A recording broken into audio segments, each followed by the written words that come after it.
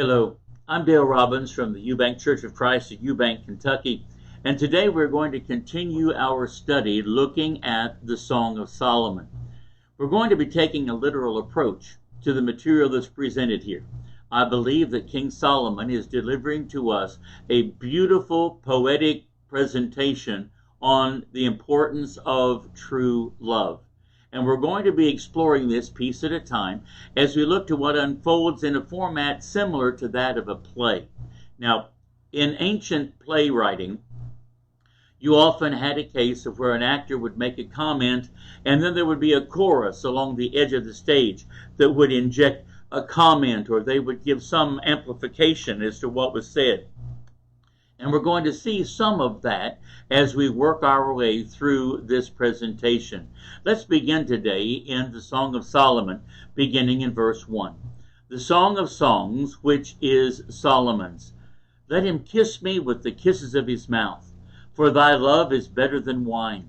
Because of the savor of thy good ointments, thy name is as ointment poured forth.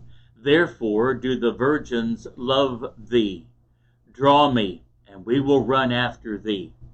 What we find here is that the Shulamite woman, at the very beginning of this presentation, is thinking about her shepherd boy and how much she loves him. He is something really special. She enjoys the kisses. She enjoys the fragrance. She said he is somebody that all of the virgins would love to be with, but she is the one who is top on his list. Draw me, and we will run after thee. She and all of the virgins would be chasing after this guy. Apparently, he is very handsome, and his personality is such that everyone would want to love him. But then, with a degree of regret, I believe, the Shulamite continues in verse 4 and says, the king hath brought me into his chambers. Here she is, a country girl, in love with a shepherd boy. But the king has spotted her, and he has been infatuated with her and has brought her into his chambers. He is going to try to woo her and win her affections.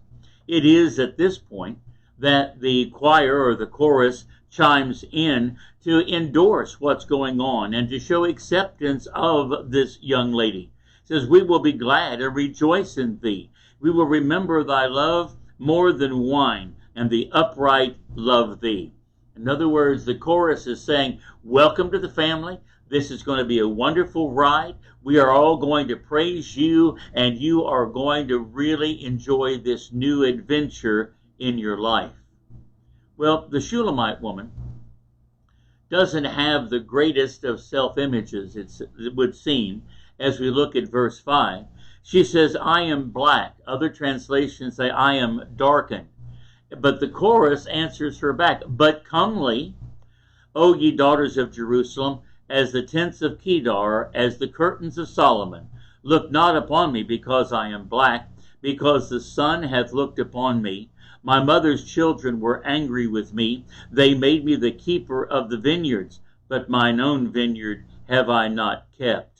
In other words, as she begins to look back over her life, she sees her as highly tanned from being out in the sun with all the outdoor work that she's had to do. And while sophisticated people oftentimes were sheltered from the sun with shields over them so that they were not going to get sunburned or not going to get tanned, she is very tanned, but yet the chorus of the audience here, the chorus of the performers are saying, but still, you're lovely, even though you are so well tanned. And she addresses them as the daughters of Jerusalem. And she says, I'm as dark as the tents of the Kedar nomads. Their tents would have been browned in the sun. She uses that as a reference to talk about how highly tanned she is as a result of her outdoor labor. And she explains in verse 6 why it was she had to do so much of the outdoor labor.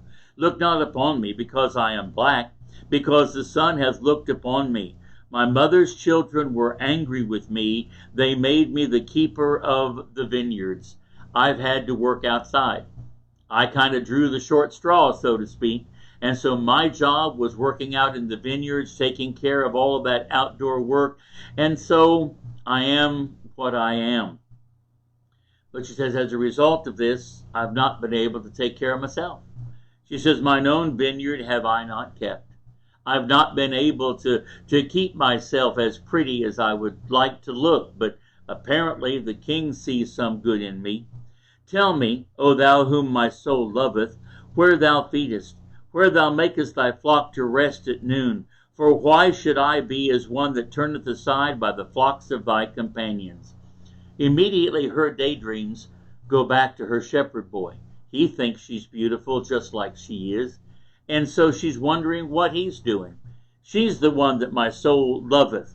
Where are you feeding your flocks? I wish I could be with you. I'm not going to stray away and be pulled into some relationship with some other shepherd boy with his flocks. I'm not going to turn aside by the flocks of thy companions. You are my one and only. You are the guy that I love. So here we see the Shulamite talking about her loving relationship with a shepherd boy. But we also find here at the very outset that she's being pulled into a new situation. Now there's a third person in this love triangle, and it's King Solomon. He is the one who is wanting to build a relationship with this Shulamite woman.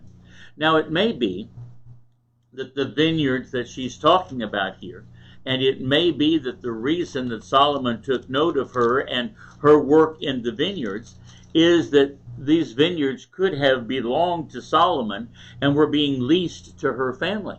Over in chapter 8 in verses 10 through 12, it says, I am a wall and my breast like towers. Then was I in the eyes of one that found favor. Solomon had a vineyard at Baal Hamon. He let out the vineyard unto keepers. Every one for the fruit thereof was to bring 1,000 pieces of silver. So, he says, my vineyard, which is mine, is before me. Thou, O Solomon, must have 1,000, and those that keep the fruit thereof 200.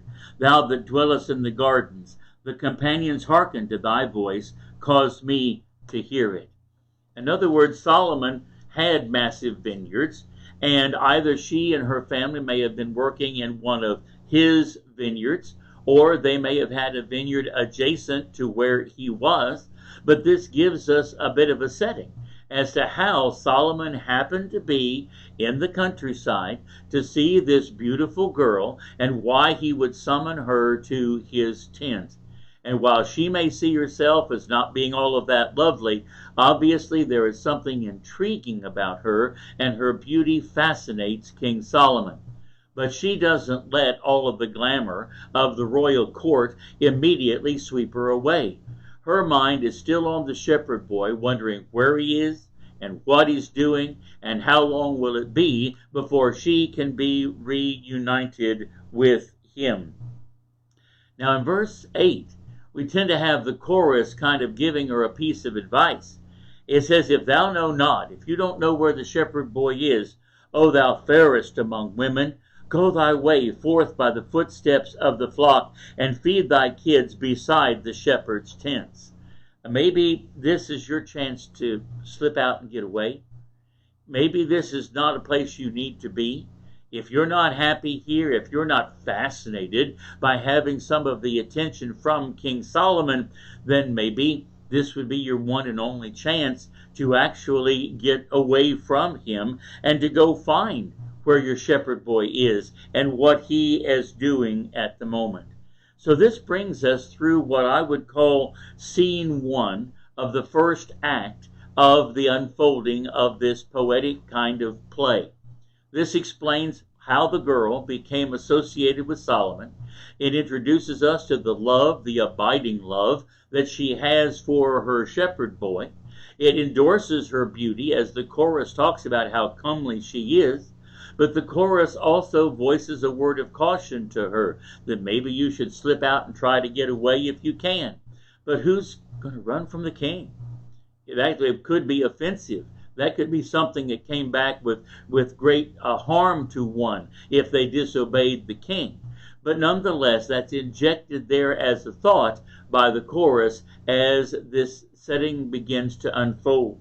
So now, as we get to scene 2, beginning in verse 9, Solomon, I believe, is now the speaker, and he's going to be kind of flattering to her, talking about her beauty and the wonderful things he could do for her. He makes kind of his first pass at her, directly speaking. Here in verse 9 of Song of Solomon, chapter 1, I have compared thee, O my love, to a company of horses in Pharaoh's chariots. Thy cheeks are comely with rows of jewels, thy neck with chains of gold. We will make thee borders of gold with studs of silver. In other words, the king here, in talking to her, talks about how beautiful she is. That the darkened complexion is certainly not a turn-off to him. He said, you are as beautiful as, and he uses the imagery of her being like a prize horse, compared even to the prize horses that the Pharaoh would use to draw his own chariot. But he said, just think how beautiful you could be with chains of gold about your neck and having studs of silver in your necklaces and being adorned beautifully. Oh, the things that I can do to make you even more beautiful. What woman doesn't like to hear such flattering conversation? But to this Shulamite, she's evaluating the situation a little bit. In the next couple of verses, verse 12, while the king sitteth at his table, my spikenard, or my perfume, sends forth the smell thereof. Or in other words, the fragrance of my perfume now fills the room. It may have been that they be kind of dressed up a little bit for her audience with the king. A bundle of myrrh is my well-beloved unto me. He shall lie all night betwixt my breasts. So here we find this woman talking once again about her beloved. My beloved is unto me as a cluster of camphor in the vineyards of En-gedi. In looking at all of the things that she's talking about here, the Common English Version says, a cluster of henna flowers is my love to me in the desert gardens of En-gedi. The point that she's making here is that Solomon and her are sitting at the table, and she's been, dressed up, and she's well fragranced, and so now she is kind of the object of his attention, but her mind is somewhere else. She's thinking about her beloved and how beautiful are the flowers that they enjoy together. Being in the desert gardens of En-gedi brings pleasant memories to her. And she thinks about him and how handsome he is, and how he has said things back to her that also express this kind of love that she holds for him. She wants to be with her beloved. In verse 15, Solomon now cranks up again to make another comment about this beautiful girl sitting across the table from him. Behold, thou art fair, my love. Behold, thou art fair. Thou hast dove's eyes. In other words, you have the beautiful, innocent look in your eye that a dove would have. You are a beautiful girl, and I am glad to have you in my presence. So once again, the king is up to his flattering of her and hoping that she will respond. But where is her thoughts?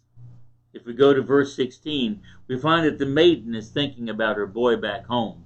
She says, Behold, thou art fair, my beloved, yea, pleasant also. Our bed is green. The beams of our house are cedar, and our rafters of fir. Now, here in verse 16, the Shulamite is thinking about her boy back home, her beloved.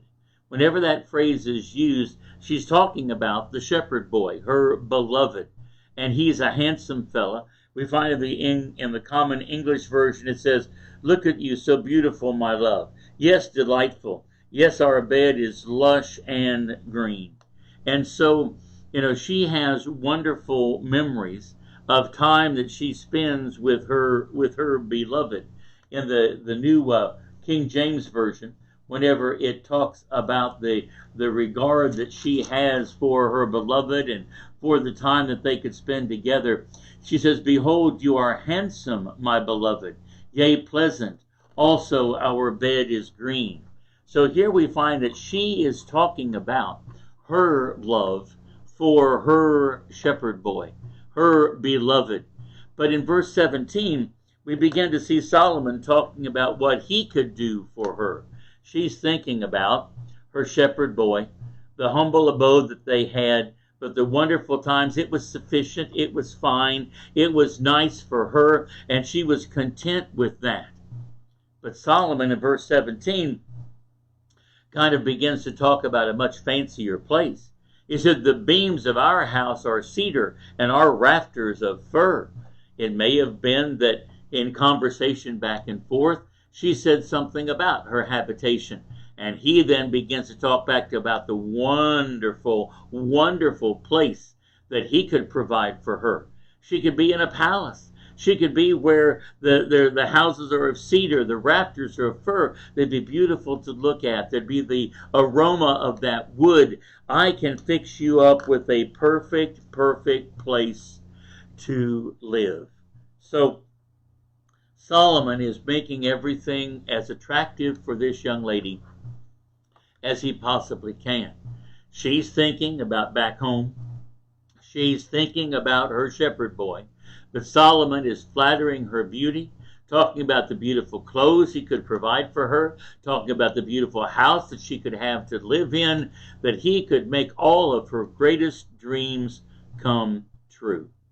Now, this scene continues on in the opening of the second chapter, as here the Shulamite begins to talk about the fact that she's somehow the center of attention here. She says, I am the rose of Sharon and the lily of the valleys. As the lily among thorns, so is my love among the daughters. She begins to realize very quickly that she's on the spot here.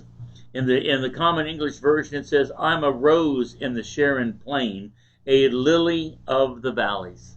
She understands that, yes, I am the choicest of flowers.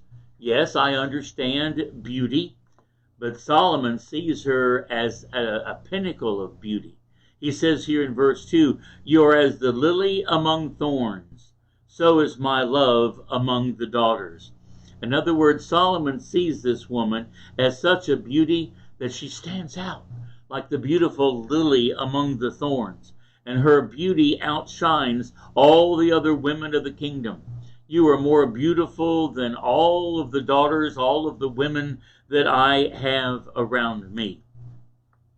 And so while Solomon is making these very, very flattering comments about her, we find the Shulamite thinking again. As the apple tree among the trees of the wood, so is my beloved among the sons. I sat down under his shade with great delight, and his fruit was sweet to my taste. He brought me to the banqueting house, and his banner over me was love. Slay me with flagons, comfort me with apples, for I am sick with love. His left hand is under my head, and his right hand doth embrace me.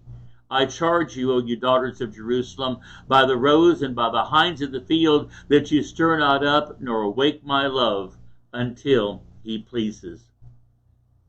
While Solomon's praising this woman, she's thinking of past interludes that she's had with her shepherd boy.